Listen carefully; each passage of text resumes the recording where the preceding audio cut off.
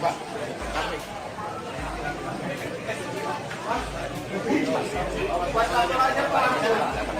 Maju, Pak.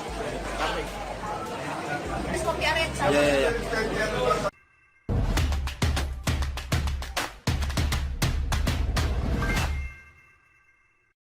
Wajah cemberut Anies saat bersalaman semakin menunjukkan sifat aslinya, ditulis oleh Widodo SP dari siwar.com. Bicara soal sikap seorang Anies Baswedan memang tidak ada habisnya buat dijadikan pembahasan, terutama ketika ex-gubernur Soleh dan Seiman ini sedang menunjukkan wajah aslinya dalam situasi tak terduga. Sialnya pas kena sorot kamera dan bocor di media sosial. Kalau dahulu kita sempat disajikan tontonan ketika gubernur pilihan 58% warga Jakarta pada Pilgub 2017 itu duduk dengan pongahnya di atas meja, kita akan juga pernah melihat Anies berkacak pinggang saat bicara dengan Presiden Jokowi. Dua kondisi yang bisa membuat siapapun setuju kecuali fans fanatik dan buzzer RP-nya kalau ada yang gak beres dengan kepribadian orang ini. Nah, selagi ingatan publik masih belum kering soal perilaku negatif Anies ini, belum lama muncul lagi adegan wajah cemberut sang ex-mendikbud pecatan ketika ada pendukungnya atau rakyat awam hendak menyalami dirinya. Sekedar senyum pura-pura saja nggak mau, tapi malah menampilkan wajah cemberut seolah hendak berkata, "Yaelah, nih orang nyusahin aja sih, pakai nyalamin lagi." Mencermati reaksi Anies, seorang pegiat media sosial bernama John Sitorus berkomentar lewat akun Twitter pribadinya. Sejatinya yang demikian tidak suka tangannya bersentuhan dengan rakyat, karena dia bukan lahir di kalangan rakyat, dia lahir di kalangan elit. Jiwa merakyat itu memang tidak bisa pura-pura. Begitu ada di belakang kamera dan luar skenario, maka wajah asli auto keluar. Cemberut, tulis John. Wah, begitu ya Bang John. Ya, tampaknya penilaian ini banyak benarnya sih, meskipun kalau mau fair menilai pasti ada alasan bagi Anies berbuat seperti itu. Seperti misalnya, sedang lelah dan bad mood, gak nyadar kalau ada kamera, sedang banyak pikiran, sedang gak sempat pura-pura. Silahkan tambahkan seperlunya. Terlepas dari semua pro dan kontra atas sikap Anies, saya cenderung setuju bahwa orang ini memang gak bisa merakyat karena sifat alaminya memang begitu. Apakah ini dipengaruhi oleh fakta bahwa Anies bukanlah pribumi alias punya darah campuran, sehingga merasa beda kasta dengan masyarakat umum di negeri ini? Bisa jadi ya, tapi bisa jadi pula belum tentu karena masih harus diuji sebelum tiba pada kesimpulan itu. Namun, jika misalnya Surya Paloh berharap Anies bisa secara alami merakyat, tampaknya harapan itu seperti pungguk merindukan bulan atau bahasa Sri Mulatnya hil yang mustahil. Karena dalam kondisi spontan, tanpa settingan, juga dalam kondisi tertekan, sifat asli seseorang akan mudah terlihat. Bagaimana menurut Anda? Begitulah kura-kura. Juga sini pasti banyak pertanyaan. Terus bagaimana dengan Nasdem, PKS, Demokrat? Tetap berjalan baik-baik saja. Sedang dalam berkomunikasi, doakan juga seperti Gerindra dan PKB segera untuk membuat sekretariat bersama. Bahwa politik itu sangat dinamis, ya. Semua kemungkinan juga akan bisa terjadi, ya.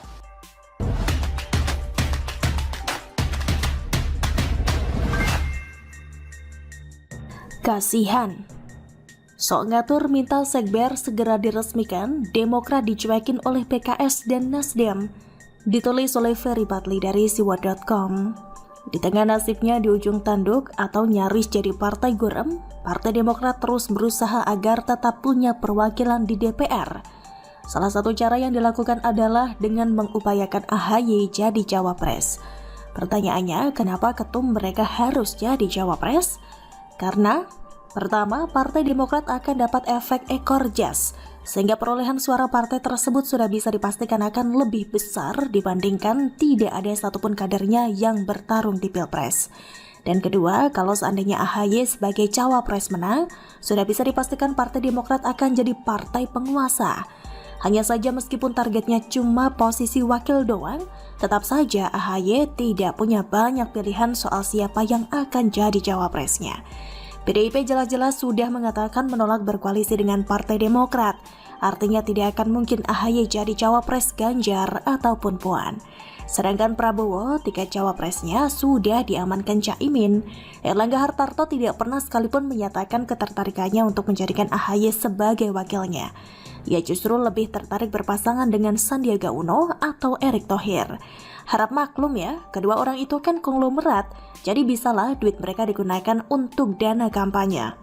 Sementara AHY cuma pensiunan mayor. Paling besar ia dapat uang pensiun 5 juta rupiah per bulan. Belum lagi istrinya bergaya hidup glamor pula, bareng Bunda Korla. Nah, satu-satunya yang bisa diharapkan oleh AHY adalah menjadi cawapres Anies. Akan tetapi tantangannya berat juga Ferguson. Pertama, Partai Demokrat sudah berusaha menyodorkan namanya sebagai cawapres Anies kepada Nasdem dan PKS dengan kompensasi dukungan dari partai berlambang bintang Mercy tersebut serta dukungan dari SBY. Hasilnya Wan AHY ditolak oleh Nasdem, ditolak oleh PKS dan ditolak oleh buzzer Anies. Nasdem ingin cawapres Anies bukan kader partai supaya adil. PKS ingin cawapres Anies kader terbaiknya yang juga mantan gubernur Jabar 2 periode akhir. Sementara buzzer Anies ingin capres junjungannya tersebut, Gubernur Jatim saat ini, Hovifah Indar Parawansa. Jadi, cuma Partai Demokrat doang yang mau AHY jadi cawapres Anies.